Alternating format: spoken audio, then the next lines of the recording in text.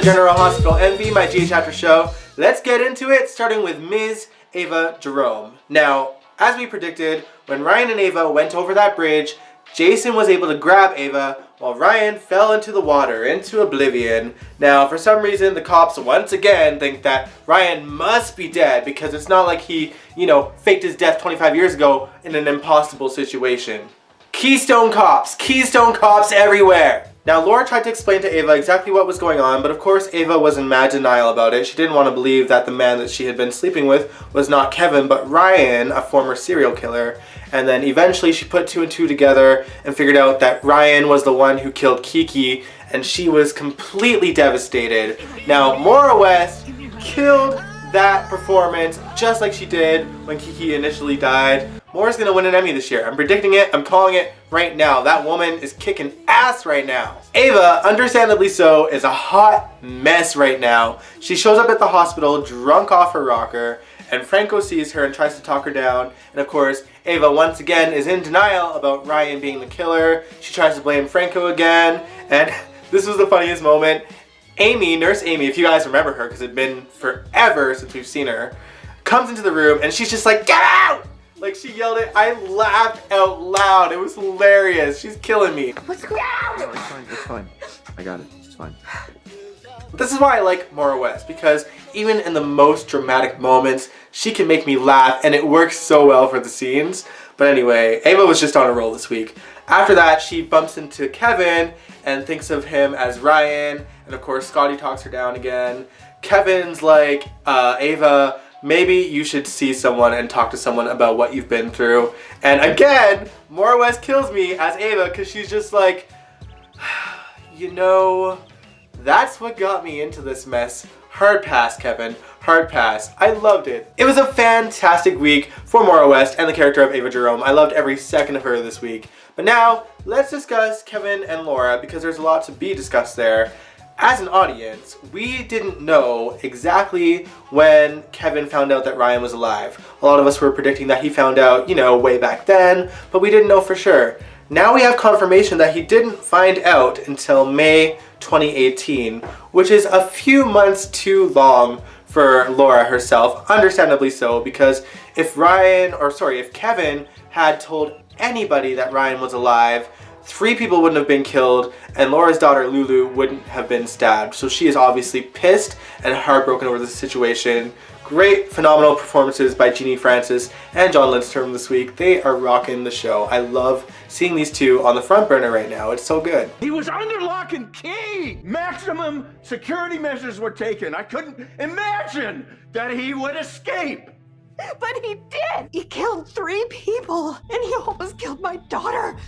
Now, to get into a little bit more detail on what happened to Ryan over these last 25 years, long story short, Ryan faked his death 25 years ago in that fiery explosion at the carnival. He was found by the DVX and used in a number of experiments and projects with the DVX until Ryan's mind started to deteriorate, and that's when they contacted Kevin to go rescue him, and then Kevin put Ryan into Ferncliff, and you know the rest. The thing that I am worried about is that we still don't really know when Kevin was, kidnapped by the DVX and experimented with, because obviously he was at some point, otherwise he would have gone blind. We don't know if it happened all those years ago or more recently when Kevin did show up to the DVX to get Ryan in the first place. Now, I am a little bit terrified on this whole memory swapping thing, because we know that memories were clearly swapped with Anna and Alex, and we know that the memories were swapped with Drew and Jason, which means there's a good chance that some of Kevin and Ryan's memories were swapped. What I'm worried about is how many memories were swapped from one to another. What if the Kevin that we have been watching for years is actually Ryan with all of Kevin's memories? Like, I don't want that to happen. It's too much of a mess already to clean up, and it's gonna make things even more weird, and maybe it'll bring Ryan back onto our screen as like a regular character and redeemed like all the other piss poor villains that we have on the show. I really don't want that to happen. Just keep them away from this swapping memory storyline as far as possible and as much as possible so I can save my sanity. But alright, let's move on to something else. Let's talk about Carly. Now, much like most of us predicted that Jason would rescue Ava from that bridge, he also rescued Carly from the bottom of her bridge. So I don't think any of us were shocked and, surprised by that. Carly ends up in the hospital, and honestly, what I thought was that she was taken to General Hospital, And I thought that up until Jason ran into Jocelyn in the hallways of the Niagara Falls Hospital, this is why they need to work on making the sets different, you know? If they're gonna use a hospital set, change it up from the regular General Hospital set, you know? Anyway, so Jocelyn goes to visit Carly, and that's when she tells Jocelyn that she is pregnant, and Jocelyn's reaction was pretty priceless because she was just like, how? You're old. And Carly was so insulted by that, so those scenes were great. And on top of that, Jocelyn also opened up to why she was in Niagara Falls in the first place, and it led to a conversation between Carly and Jocelyn about sex, because as you know, Jocelyn and Oscar were about to have sex before Oscar had the seizure. So I thought those scenes were sweet, and Drew also had a sex talk with Oscar, and that was really sweet too. I don't even know the last time we actually saw a sex talk conversation between parents and their kids. I want to say it was Molly. I don't know if we ever saw one with TJ and Sean. Not sure, or maybe even Curtis, I don't know. I don't think we saw one. So kudos for having a real moment on the show. I thought Carly and Drew handled themselves very well. Now this week I feel like GH really emphasized that Oscar's health is deteriorating, and I think that it's showing that Oscar really might actually die. And of course I've mentioned time and time again that that's the route I really want the show to go with. I think that there will be great performances by Jocelyn and Kim and Drew if he dies, and on top of that, I think the storylines could be really great after Oscar does die. I don't want to see an Oscar and Cameron and Jocelyn triangle, or maybe a quad with Trina, because it seems that they might go that way. I think it would just be good to keep Oscar and Jocelyn's love story as it is, and sort of have these storylines continue with these new young characters, you know? I think it's a much better story, and it also saves the loving, bonding relationship that Oscar and Jocelyn had. Do you guys feel the same way? Let me know in the comments below. Alright, now let's talk about Sonny Corinthos. Now, Sonny was getting impatient and fed up waiting for people to help them find Dante, so Sonny snuck away from Robert to go find Dante on his own, and he ends up at a restaurant where a young boy tries to pickpocket him, and he gets this pickpocketer to help him track down Raj and get into his lair, which makes absolutely no sense. Sonny, you're trusting a little boy who tried to steal from you to get you into the lair of a big, bad mobster? You're Sonny Corinthos. Like, that seems kind of stupid to me. The only way I can justify this kind of piss poor storytelling is if they're gonna take this kid and bring him back to Port Charles and have him sort of raise him just like Sonny did with Stone. Maybe if Carly loses her baby, this is their new son that they take in just to cope with that, maybe? I'm not sure. It just seems a little weird to me anyway. Now what was most bizarre about the storyline is that this kid managed to actually get Sonny into Raj's lair.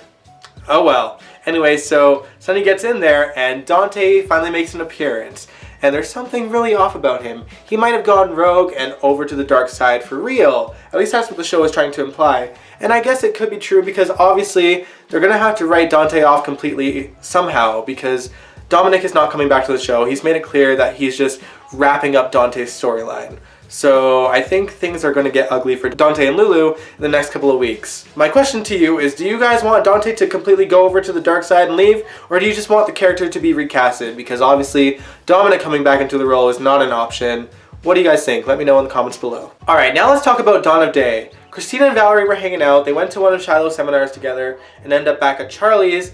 Valerie is kind of fed up at this point because all Christina can talk about is Dawn of Day and Shiloh, and Valerie calls her out on it, and she is just like frustrated because they don't have normal conversations anymore. She can't have a conversation with Christina without her bringing up Dawn of Day and all of his, you know, motivational garbage, if you will.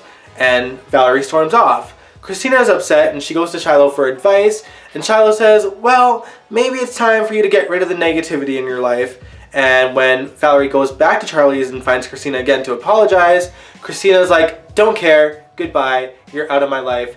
BT dubs, you need to also look into yourself and figure out who you are, Valerie. Which is, you know, she's not wrong. Valerie is obviously questioning her sexuality a little bit since that kiss with Christina, and we see Valerie having a drink in the Metro Court thinking about that.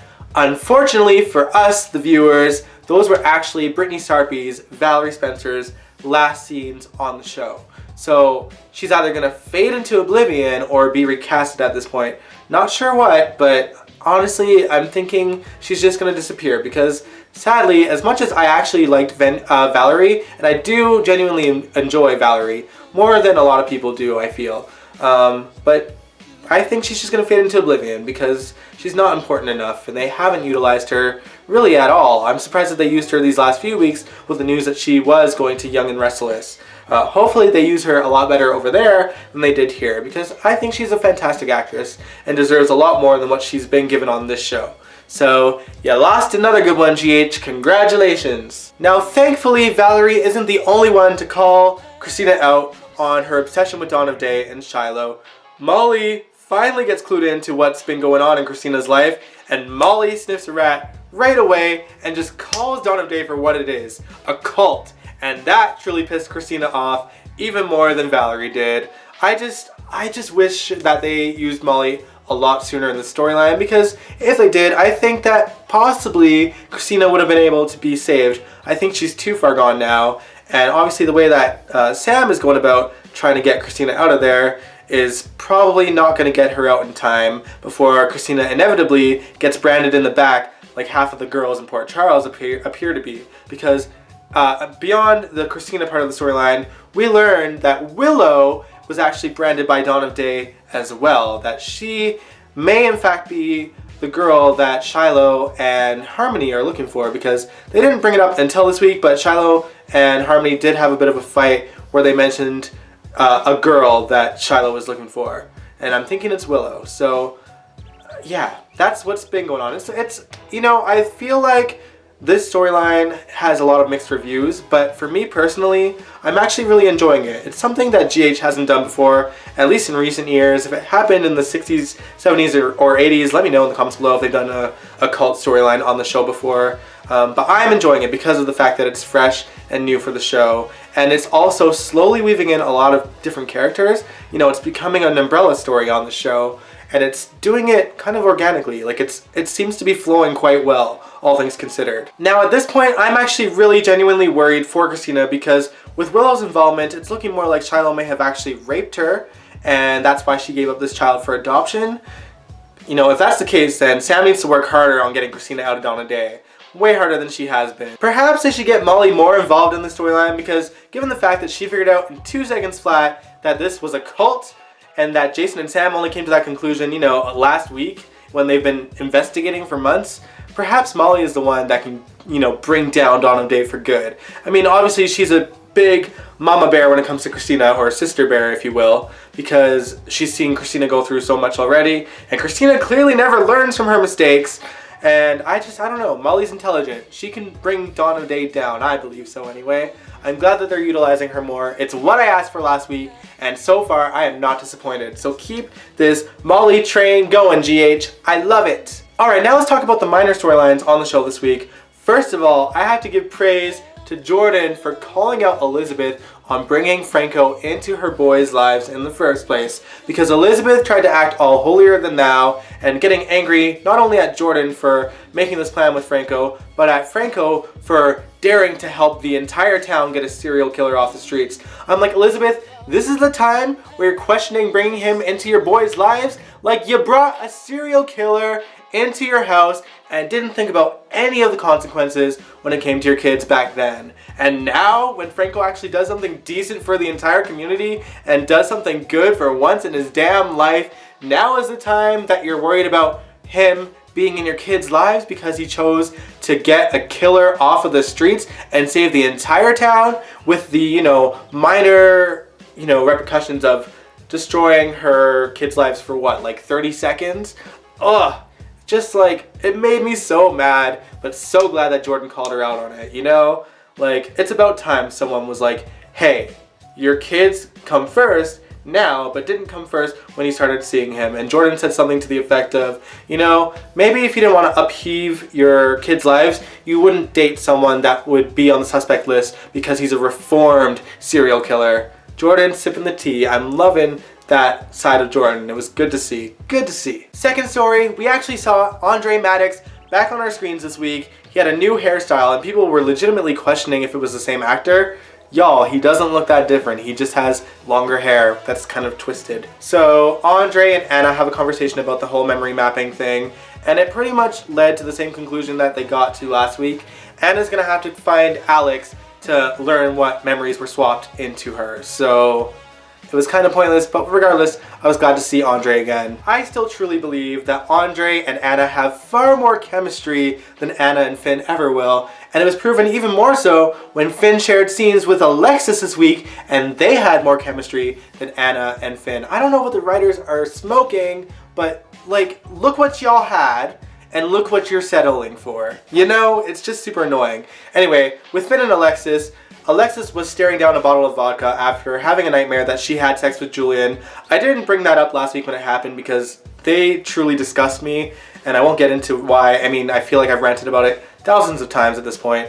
But anyway, Finn was very helpful with Alexis and basically had these really cute scenes of Finn dumping the vodka into a little foot bath for Alexis to wash her feet with, which was bizarre, but quirky and kind of fun to watch. So I liked it. I loved it, actually. Good scenes this week with those two. Alright, finally let's talk about Maxie and Peter and the DNA test and the hair strand and yada yada yada. As I predicted, Valentine and Sasha both seen that Maxie was clearly taking her hair to get a DNA sample tested, and Valentine kept a close eye on Maxie and Peter. Maxie and Peter went to Brad to get this DNA test done because, like, who else is going to do it with that bit of shady past that Brad once had and kind of still has. Obviously, Valentine's going to get into the lab and fake the results, and it's going to go nowhere, and we're going to have to sit through several more months of Valentine lying to Nina while she just praises him for everything that he does. I'm so over this. I just want Valentine to finally go down because he is just frustrating to watch. It's just like the fact that Nina can't see through him. Just she's supposed to be, in my opinion, playing a really strong female character because she's got that kind of personality, but seeing how stupid she acts about Valentine and how blind she is towards him is just like, ugh. It's the only thing that makes me not like Nina as much as I want to, because I would love her if it wasn't for Valentine. She's kick-ass cool. She's a, strong woman. Considering all the garbage that she's gone through her entire life, she would be killing the game without this mofo, you know? Anyway, I'm gonna end this video here. Let me know in the comments below what you thought of GH this week. Personally, I thought it was slower than last week, but that's kind of a given the climax of the Ryan Chamberlain storyline. I think there's more to come for the Ryan storyline because he's still out there. You know he's going to come back, and I hope that Ava gets her sweet revenge and gets to confront him, and I hope that Felicia does too, because her not being present in the storyline is super frustrating, and I'll get into that more when I make a video just all about that Ryan Chamberlain storyline in the next couple of weeks here. But what do you guys think? Let me know in the comments below. If you like this video, give it a big old thumbs up, subscribe if you want to, and I will catch you guys next time.